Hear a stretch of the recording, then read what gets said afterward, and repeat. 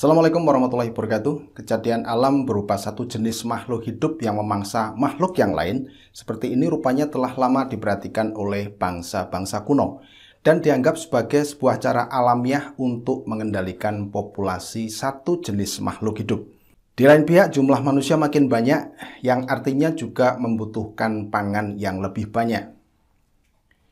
Masalahnya, serangan hama pada tanaman juga makin banyak dan luas, sehingga menghambat upaya untuk memenuhi kebutuhan pangan tersebut.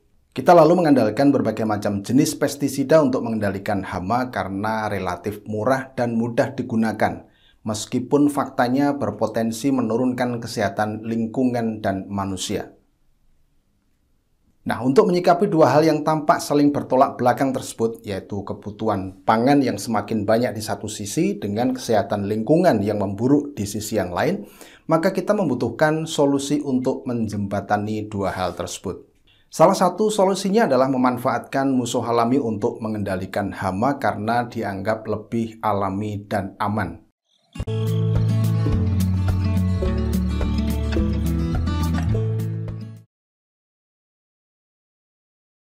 Dalam sistem kehidupan ada sebuah teori yang menyatakan bahwa setiap makhluk hidup apapun jenisnya pasti mempunyai musuh alami. Grafik ini menjelaskan bahwa dinamika populasi pemangsa akan mengikuti dinamika populasi mangsa. Maksudnya ketika populasi mangsa naik, maka populasi pemangsa juga ikut naik dan sebaliknya. Pengendalian hayati adalah pengendalian populasi organisme pengganggu termasuk hama, tumbuhan merugikan, dan bahkan patogen pada tanaman menggunakan organisme yang lain. Pengendalian hayati ini melibatkan manusia. Misalnya ketika manusia memasukkan atau memindahkan musuh alami dari satu habitat itu ke habitat yang lain. Jadi pengendalian hayati itu berbeda dengan pengendalian alami yang murni terjadi karena mekanisme alam. Seperti misalnya yang terjadi di ekosistem hutan primer. Di hutan belum pernah terjadi ledakan populasi makhluk yang merugikan, karena pasti sudah dikendalikan oleh makhluk hidup yang lain secara alamiah. Tetapi karena melibatkan manusia, maka pengendalian hayati itu kadang-kadang juga menimbulkan masalah pada sebuah ekosistem. Fenomena ini akan saya bahas pada video tersendiri karena membutuhkan pembahasan yang agak panjang. Pengendalian hayati tampaknya sudah dimulai semenjak bangsa Mesir memanfaatkan kucing lokal untuk mengendalikan tikus pada sekitar 4000 tahun yang lalu. Selanjutnya, bangsa Cina untuk pertama kalinya melihat semut rangrang yang memangsa ulat dan kumbang yang menyerang perkebunan jeruk. Mereka kemudian memanfaatkan semut tersebut dengan cara membuat jembatan dari bambu yang menghubungkan satu pohon dengan pohon lain, dan memberi kesempatan bagi si semut rangrang untuk berpindah antar pohon untuk mencari mangsa. Cara ini dianggap berhasil karena pohon yang dihuni oleh semut rangrang ternyata tidak didatangi oleh hama. Cara ini kemudian diikuti oleh bangsa lain, salah satunya adalah petani kurma di Yaman. Mereka mencari sarang semut rangrang kemudian memindahkannya ke kebun kurma. Pada tahun 1200-an, orang mulai mengenal kumbang koksi predator sebagai salah satu pilihan pengendali hayati pada kutu-kutuan. Selanjutnya pada tahun 1300-an, Aldrovandi, seorang ilmuwan dari Italia, menemukan kokon pada ulat Pieris rapei yang ternyata adalah parasitoid Aphanteles glomerotus. Ya, inilah awal manusia mulai mengenal peristiwa parasitasi oleh serangga parasitoid pada serangga hama. Selanjutnya, Deriamur menjadi penemu patogen pada serangga atau disebut entomopatogen berupa jamur cordyceps pada ulat noctuid, yang ternyata juga diketahui menyerang serangga-serangga yang lain, salah satunya adalah worm. Pemanfaatan musuh alami mengarah pula pada binatang berukuran relatif besar, misalnya menggunakan burung maenah atau kita menyebutnya sebagai jalak untuk mengendalikan belalang di Madagaskar. Pada tahun 1800-an, manusia mulai mengembangkan teknik pembiakan massal musuh alami, misalnya parasitoid untuk mengendalikan hama ulat di Jerman.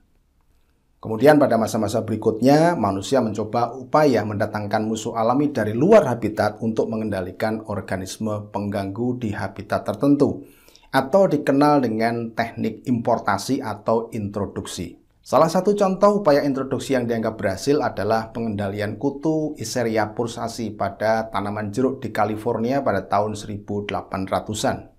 Si Verriley yang saat itu adalah Kepala Divisi Entomologi Departemen Pertanian Amerika mendatangkan predator kutu tersebut dari Australia, yaitu lalat parasitoid Cryptochaetum iseria dan kumbang predator Rhodolia cardinalis. Dua musuh alami tersebut melakukan tugasnya dengan baik, dan akhirnya pada tahun 1889, masalah kutu tersebut dianggap selesai. Setelah itu, manusia memahami bahwa pengendalian hayati dengan cara mendatangkan musuh alami dari luar habitat dapat diandalkan karena relatif mudah dan murah, baik untuk mengendalikan hama maupun tumbuhan pengganggu atau gulma. Tahun 1930 hingga 1940 dianggap sebagai puncak dari kegiatan pengendalian hayati di seluruh dunia. Namun, Perang Dunia Kedua merusak kegiatan ini. Dan setelah selesai perang, upaya pengendalian hayati sudah tidak sesemarak sebelumnya karena diganti dengan penggunaan pestisida sintetik yang diklaim lebih manjur, mudah, dan murah. Meskipun demikian, pengendalian menggunakan pestisida ini kemudian menimbulkan kontroversi, terutama ketika muncul fakta-fakta kerusakan lingkungan yang serius. Hal ini akan saya bahas pada video yang lain. Rachel Carson menuliskan fakta tersebut dengan sangat baik dalam bukunya Silent Spring, sehingga kemudian menyadarkan masyarakat tentang bahaya pestisida sintetik. Inilah salah satu pemicu lahirnya pemikiran pengendalian hama terpadu yang komponen intinya adalah pemanfaatan agensia pengendali hayati atau musuh alami. Setidaknya ada 3 cara manusia memanfaatkan musuh alami. Introduksi adalah memindahkan atau memasukkan musuh alami dari luar sebuah habitat untuk mengendalikan jenis organisme pengganggu yang baru di habitat tersebut. Contoh kasusnya begini.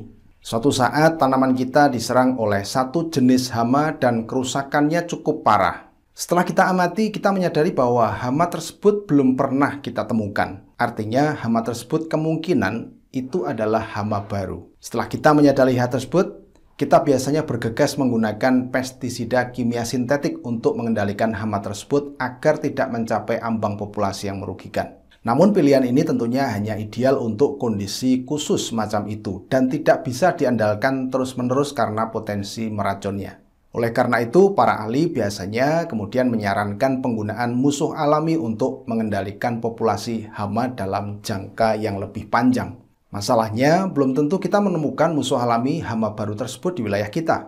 Nah, pada situasi seperti ini, misalnya dengan mempertimbangkan potensi bahaya jika si hama baru tersebut tidak segera dikendalikan, kita bisa memilih untuk mendatangkan musuh alami dari tempat asal si hama atau tempat lain. Inilah yang disebut introduksi. Contoh kasusnya adalah introduksi pemangsa kutu loncat lamtoro Heteropsila cubana yang bernama kumbang kubah biru Corinus coreolus.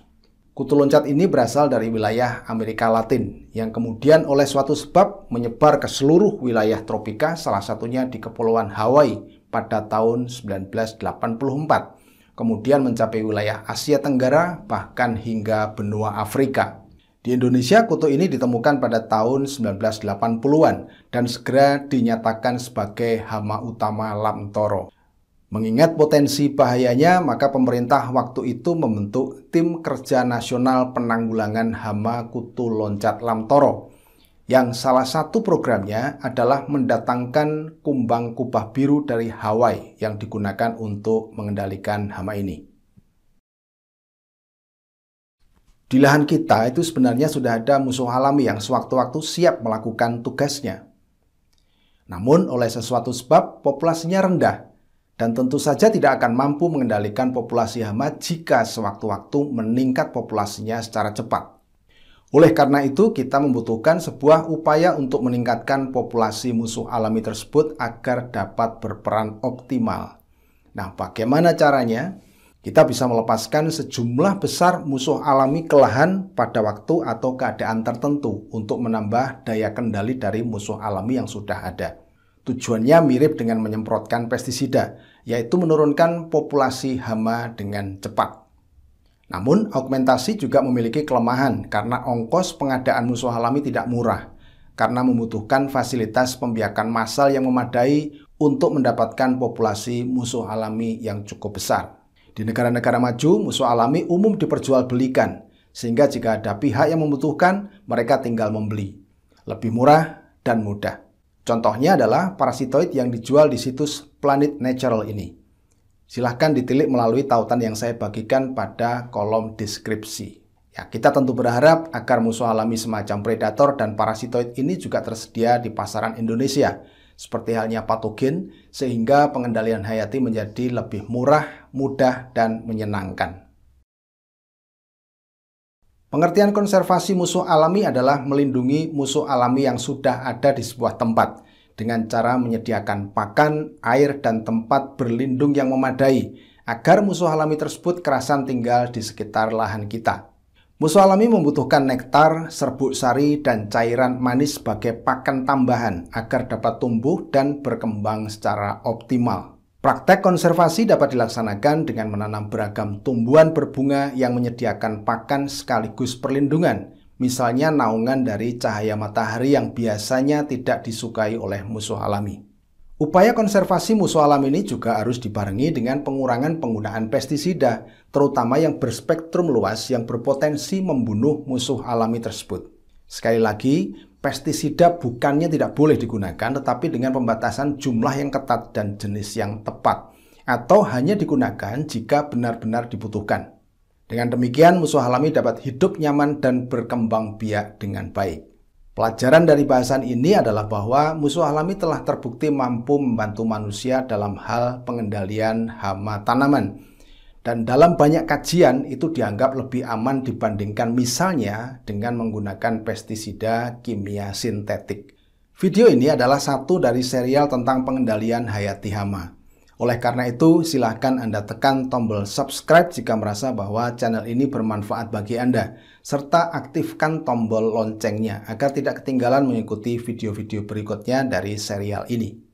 Semoga bahasan ini bermanfaat dan terima kasih atas kebersamaan Anda dan sampai jumpa pada video-video berikutnya. Assalamualaikum warahmatullahi wabarakatuh.